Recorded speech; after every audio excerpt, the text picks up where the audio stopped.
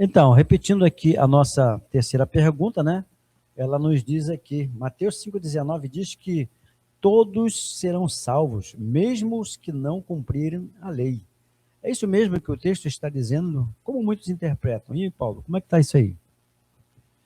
Bem, Gilberto, parece até assim, já uma afirmação, né? Mas a gente coloca já propositalmente para que aqueles ouvintes que tenham dúvida em relação a esse assunto, e muitas pessoas interpretam esse texto de forma errada, então a gente coloca como se Mateus afirmasse isso, né, que todas as pessoas serão salvas independente se cumprem a lei ou não.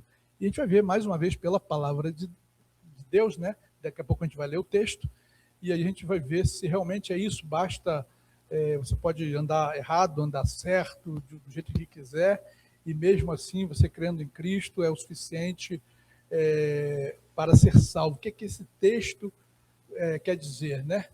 E algumas pessoas podem estar pensando assim, poxa, mas faço tanto esforço para tentar guardar a lei de Deus, né? Os mandamentos de Deus, e agora aquele que não faz esforço nenhum vai para o céu também comigo da mesma forma. Mas o Erle vai ler para a gente lá, Mateus 5, verso 19. Depois eu vou pedir que ele leia também o verso 17, mas ele é primeiro 19, que é o texto em questão que as pessoas usam para justificar. Depois então a gente vai usar o 17 para a gente entender. Mateus 5,19. Aquele, pois, que violar um desses mandamentos, posto que dos menores, e assim ensinar aos homens, será considerado mínimo no reino de Deus. Aquele, porém, que os observar e ensinar, esse será considerado grande no reino dos céus. Muito bem, agora leia o verso 17, para a gente contextualizar. Não penseis que vim revogar a lei ou os profetas. Não vim para revogar, vim para cumprir. Então Jesus já, aqui com esse verso 17, ele já diz que a lei tem que ser cumprida, né? Ele mesmo cumpriu a lei. Então, já para não haver dúvida nenhuma em relação àquilo ali, mas por que Jesus falou da forma que ele falou no verso 19, né?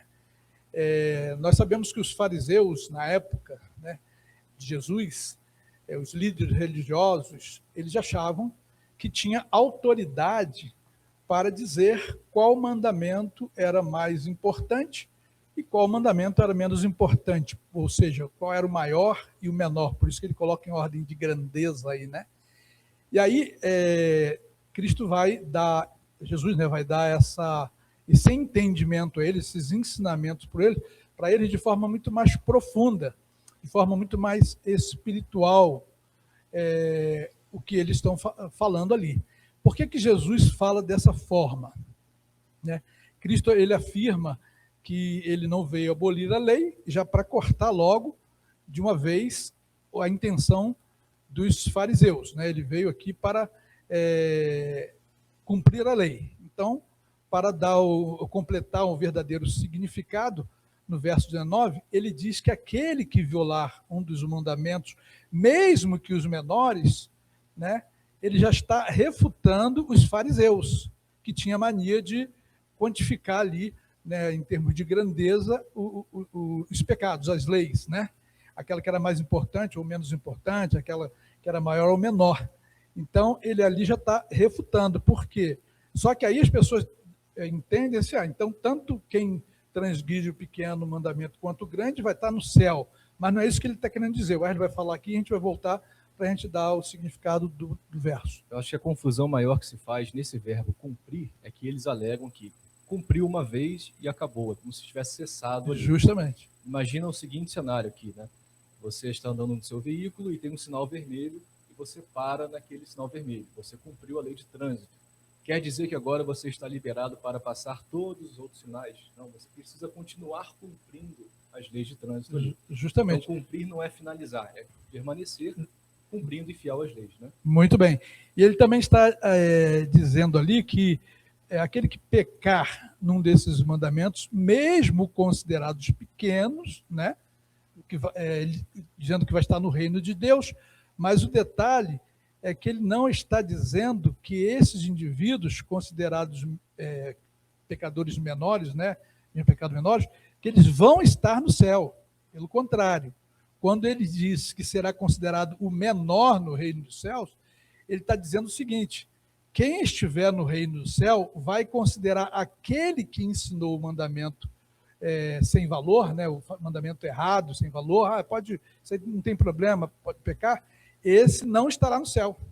Ele vai ser considerado uma pessoa sem valor no reino de Deus. Por quem? Por aqueles que já estiverem, né, lá no reino de Deus. Pessoal, você lê o verso 20, que aí vai tirar toda a dúvida e vai dar entendimento de como Jesus está falando para os fariseus. Jesus quer ensinar aos fariseus. E por que ele está falando isso para os fariseus? Lê o verso 20. Porque vos digo que, se a vossa justiça não exceder em muito a dos escribas e fariseus, jamais entrareis no reino dos céus. Então, quem quantificava e qualificava os pecados, a lei de Deus? Eram os fariseus, os escribas. Então, aqui no verso 20 diz assim: se a sua justiça, ou seja, se a sua lei, se a sua obediência, se ela não ultrapassar em muito a dos fariseus, você não entrará no reino dos céus. Então, quando ele coloca pecado grande e pecado pequeno, Jesus está dizendo assim: o fariseu, não adianta, tanto faz o pequeno ou o grande é pecado. O escriba, não adianta você colocar em estado de grandeza maior ou menor o pecado, que se for pecado, você não vai estar no reino dos céus. Né? Ou seja, esqueça, falando como se já falando para o povo, esqueça isso que os fariseus estão inventando, porque pecado é pecado para Deus, não tem pecado maior, nem pecado menor.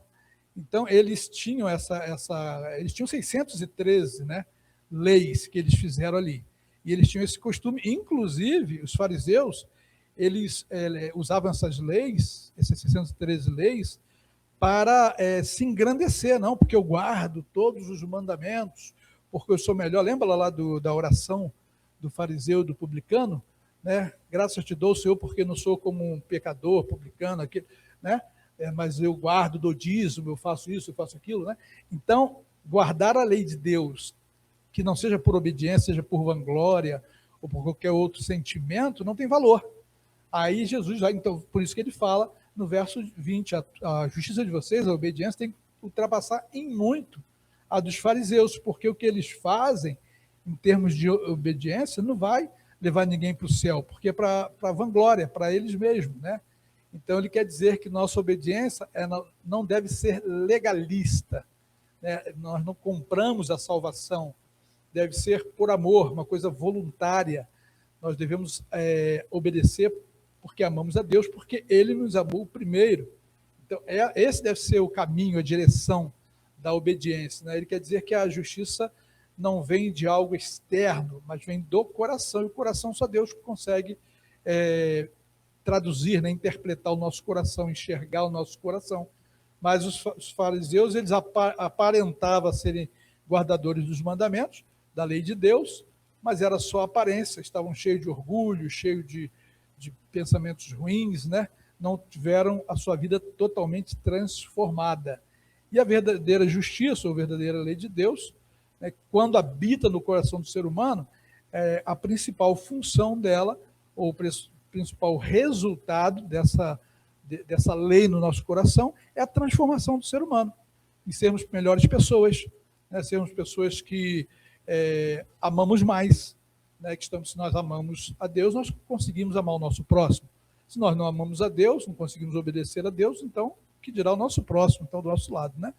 Então, o ensinamento de Jesus aqui é justamente para refutar essa crença que os fariseus tinham de quantificar tamanho de pecado, e muitas pessoas usam esse texto hoje, dizendo que tanto faz, né, pecadão ou pecadinho, você vai entrar no reino dos céus. E não é isso que acontece. Tudo para Deus é pecado. Quer falar, Gilberto? Pode complementar. Interessante que, é claro que indo para um outro ponto distante, vamos colocar assim, por exemplo, os dois ladrões que estavam do lado de Cristo, um de cada lado, o ladrão, vamos dizer assim, o ladrão bom e o ladrão ruim, né?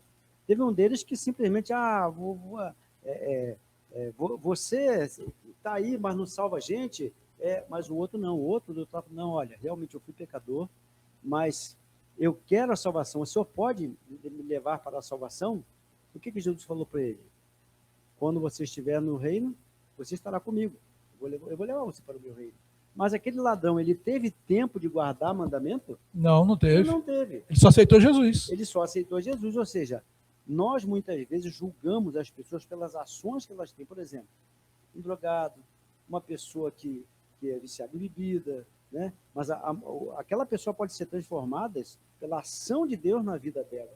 Então, isso não quer dizer que tem a minha participação de ficar julgando a pessoa. Justamente. É isso? Por isso que nós não devemos julgar e, às vezes, aos nossos olhos, nós falamos assim, aquela pessoa ele não tem jeito mais não. Aquela pessoa ali é um viciado, é um alcoolizado, e, enfim. Mas, para Deus, não existe nada impossível. Qualquer coração, seja ele o mais pecador que for, que se entregar a Jesus, ele vai ser transformado e vai ser salvo.